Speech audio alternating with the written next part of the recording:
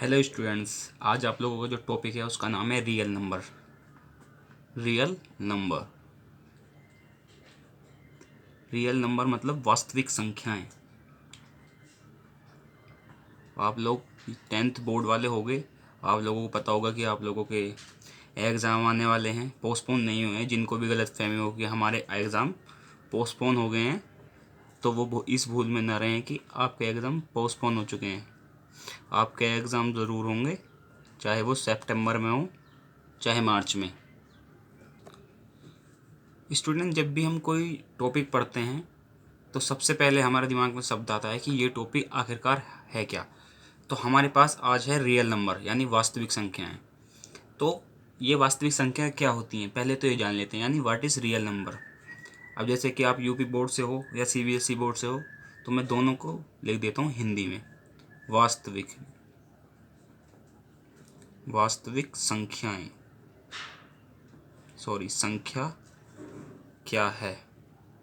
Question के according है ये, वास्तविक संख्या क्या है। देखिए, वास्तविक संख्या क्या होती हैं, यानी वास्तविक संख्याएं वे संख्याएं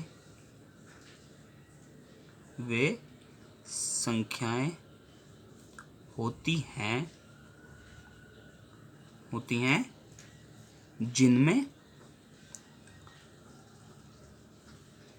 तर्कसंगत को हम किससे जानते हैं, परिमेय संख्याओं से। यानी तर्कसंगत यानी परिमेय, और परिमेय को हम इंग्लिश में क्या बोलते हैं, रैशनल नंबर। परिमेय संख्याएं या परिमेय संख्याएं और तर्कहीन का मतलब क्या होता है यहाँ पर, तर्कहीन का मतलब होगा अपरिमेय संख्याएं, राइट। अपरिमेय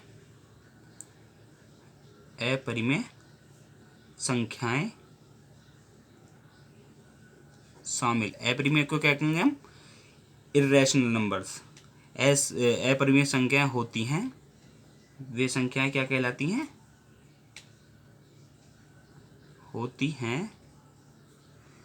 वे संख्याएं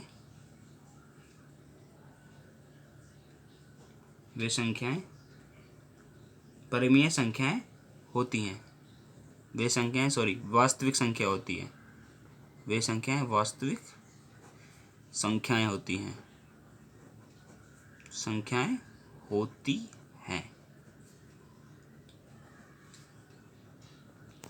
अब जैसे आप लोग उदाहरण में देखोगे, उदाहरण में देख लो आप, जैसे कि इसमें दे रखा है परिमेय संख्या में पहले दे रखा है आपका परिमेय संख्या में दे रखा है आपका इंटीजर। यानी परिमेय संख्या जो होती हैं वो क्या दे रखा है, -2, 0, 1 से होती हैं, ठीक है ना। और अपरिमेय संख्याएं की पहचान क्या होती है, अपरिमेय संख्याएं यानी जैसे कि √3, ये अपरिमेय संख्याओं में ही आएगा।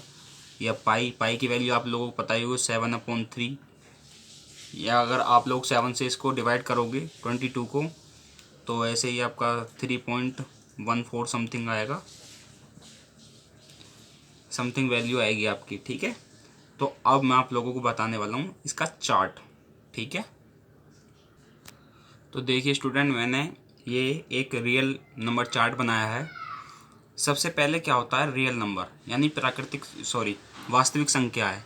वास्तविक संख्याएं दो भागों में डिवाइड होती हैं, रैशनल नंबर, इर्रेशनल नंबर, यानी परिमेय संख्याओं और अपरिमेय संख्याओं में। अब अपरिमेय संख्याओं का तो हम कुछ नहीं करते हैं, उनको ऐसे ही रहने देते हैं। आगे बढ़ते हैं रैशनल नंबर्स में, यानी परिमेय संख्याओं में। परिमेय संख्याओं के 2 पार्ट होते हैं। देखिए 2 पार्ट कर दिए मैंने, नॉन इंटीजर्स और इंटीजर्स। अब नॉन इंटीजर्स से हमारा कोई मतलब नहीं है, यानी नॉन इंटीजर्स को हम क्या कहते हैं, गैर पूर्णांक परिमेय गैर पूर्णांक परिमेय संख्या। इंटीजर्स यानी पूर्णांक। अब इंटीजर्स की लाइन में आ जाते हैं, तो इंटीजर्स की लाइन में भी 2 पार्ट हो जाते हैं, यानी नेगेटिव नंबर्स और होल नंबर्स। नेगेटिव नंबर मतलब नकारात्मक संख्या, और होल नंबर मतलब पूर्णांक संख्या। अब होल नंबर में हम आ जाते हैं नीचे। अब नीचे जैसे इसमें दे रखा है, दो पार्ट इसके हो जाते हैं, एक में आ जाता है नेचुरल नंबर, एक में आ जाता है जीरो। आप लोगों को पता होगा तो जीरो जो होल नंबर्स होते हैं वो जीरो से इन्फिनिटी तक होते हैं। आप लोगों ने पढ़ा होगा जो होल नंबर्स होते हैं वो जीरो टू इन्फिनिटी होते हैं, और जो नेचुरल नंबर होते हैं वो होते हैं आपके कहाँ से, वन से लेकर इन्फिनिटी तक। कहाँ तक होते हैं, वन से लेकर इन्फिनिटी तक होते हैं आपके नेचुरल नंबर्स। आगे आपकी 10th क्लास दे रखी है प्रश्नावली, यानी एक्सरसाइज कंप्लीट होगी। अब आपकी एक्सरसाइज करना स्टार्ट करते हैं। बस रियल नंबर में आपका यही थोड़ा बहुत कुछ था कि आपको समझाना था कि रियल नंबर होते क्या हैं, ये कितने भाग में बढ़ते हैं, क्या क्या होता है। इसके बारे में समझाने के बाद आपके आती है ये एक्सरसाइज, यानी निम्नलिखित संख्याओं को HCF ज्ञात करने के लिए यूक्लिड विभाजन और एल्गोरिथम का प्रयोग कीजिए। यानी हमें इस एक्सरसाइज को कंप्लीट करने के लिए, प्रश्नावली पहली को कंप्लीट करने के लिए एल्गोरिथम का उपयोग करना होगा।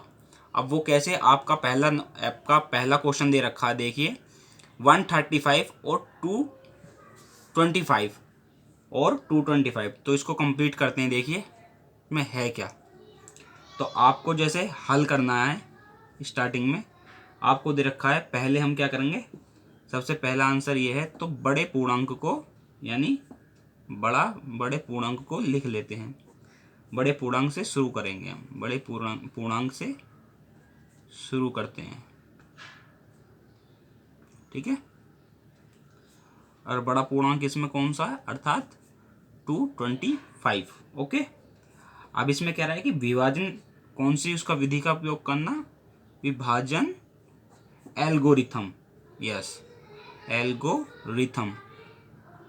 एल्गोरिथम के उपयोग करना, एल्गोरिथम का प्रयोग करते हुए हम प्राप्त करते हैं, क्या प्राप्त करते हैं, जैसे आपको दे रखा है 225 इक्वल टू एल्गोरिथम। ये इस तरह से की जाती है कि हमारे जो मल्टीप्लिकेशन है, जो हमारी छोटी संख्या यानी 135 है, हम उसकी ही मल्टीप्लाई करेंगे, उसमें जब तक का रिमाइंडर बच नहीं जाता। तो हम 1 में करेंगे और प्लस आएगा 90, ठीक है। अब क्या होगा, हमारे पास सबसे छोटी संख्या क्या होगी, 135। अब 135 को किससे भाज्य करेंगे, 90 से को भाज्य, और 90 को भाजक, यानी 90 को हम क्या मान लेंगे, भाजक मान लेंगे। मानकर दोबारा यही विधि लगानी है, विभाजन एल्गोरिथम का प्रयोग करते हुए हम प्राप्त करते हैं, ठीक है।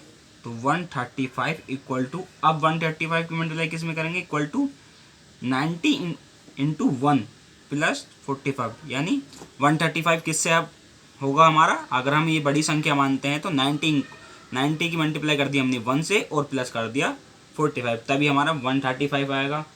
अब क्या होगा, अब हम दोनों को इनको प्लस कर लिया, अब क्या होगा, अब 90 को भाजक, यानी अब क्या करेंगे हम, अब 90 को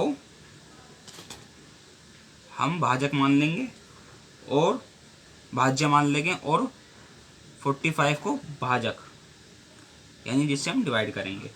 अब फिर हम वो एल्गोरिथम वाली यूज़ करेंगे, तो 90 इक्वल टू 45 इंटू 2। अब हमारा शेषफल क्या होगा, अब देखो सब में शेषफल आ रहा था, 90 इसमें आया, 45 इसमें आया, लेकिन इसमें आया है 0, तो हमारा शेषफल क्या हुआ, 0। शेष क्या आया हमारे पास, 0 रह गया। तो हमारा HCF कितना आ गया, हमारा HCF 135 और 225 का कितना आया, 45, ठीक है। और अगर आपको वैसे चाहिए तो आप इसको डिवाइड करके देख लीजिए एक बार। वैसे मैं यहाँ पर ज़रा सा उसमें बताने की कोशिश करता हूँ। देखिए सिंपल फॉर्म है कि अगर हम मेरे पास 135 है, और इसको मैं आपको दिखाई दे रहा होगा शायद, और ये 225 है, और इसको हम 1 से डिवाइड करेंगे तो 135 इक्वल टू कितना आ जाएगा 90। अब 90 को मैं डिवाइड करूँगा 135 से, तो कितनी बार जाएगा 135, 90 1 बार, तो ये कितना आ जाएगा 90 1 जा 90। अब कितना आएगा, ये कटेगा 45 से, 45। अब हम 90 को इधर लिखेंगे, अब 45 दूनी 90, तो बचा क्या 0, रिमाइंडर बचा नहीं बचा। तो ये हो गया आपका पहला आंसर। बिल्कुल सेम ही बेस पर आपके ये जो प्रयोग मैंने लिखा है, इसी के बेस पर आपके ये अनदर 2 क्वेश्चन होंगे। बिल्कुल सेम मेथड यही रहेगा, पोजीशन यही रहेगी, आप लोग सही से देख लीजिए। ओके, बिल्कुल सेम मेथड पर होगा ये। स्टूडेंट्स, अब आपका सेकंड क्वेश्चन होगा। वैसे मेरी राइटिंग थोड़ी बहुत गंदी है, आप लोग थोड़ा बहुत एडजस्ट कर लेना। ओके, अब जैसे कि आपका सेकंड क्वेश्चन है कि दर्शाइए कि धनात्मक विषम पूर्णांक 6q + 1 या 6q + 3 या 6q + 5 के रूप का होता है जहाँ q कोई पूर्णांक है। अब पूर्णांक का मतलब आपको तो पता ही है, यानी कोई इंटीजर्स है। अब देखिए इस क्वेश्चन को हम कैसे हल करेंगे। ये थोड़ा थियोरेटिकल क्वेश्चन है, ठीक है।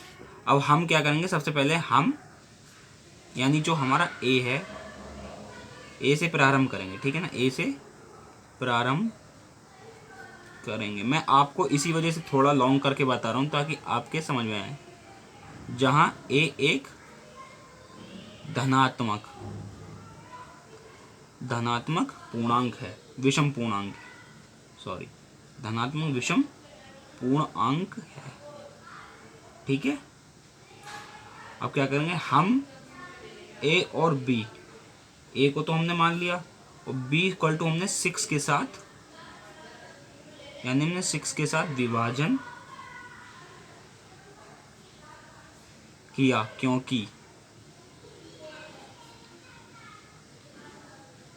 विभाजन किया क्योंकि 0 < r। अब r की वैल्यू यहाँ पर अभी मैं आपको थोड़ी देर में बताऊंगा, और < 6 है। अब आगे क्या कह रहा है, संभव शेषफल, यानी जहाँ शेषफल आ सकता है वहाँ पर कितने होंगे शेषफल की, ये दे रखी है 1, यानी 0 से 1 2 3 4 5, यानी इतने शेषफल हमारे आ सकते हैं। अर्थात a = 6q या 6q = 1, या फिर ये भी हो सकता है कि 6q + 2 या 6q + 3। देखिए बहुत सारी ये आपकी दे रखी है, वैल्यूज़ दे रखी हैं कि यहाँ से हमें 0 से, यानी 6 a की वैल्यू हमारे पास 6q से लेकर 6q + 5 तक हो सकती है, यानी a = 6q है और 6q = 1, सॉरी यहाँ पर प्लस होगा 1 + 2 + 3, अब यहाँ पर +4 या यहाँ पर आ जाएगा 6q + 5 हो सकता है। क्या हो सकता है, यानी ये हो सकता है कि जहाँ q हमारा क्या दे रखा है हमने, q को, जहाँ q हमारा भागफल है, ठीक है, किंतु a एक विषम पूर्णांक है, विषम पूर्णांक है। ओके, इसलिए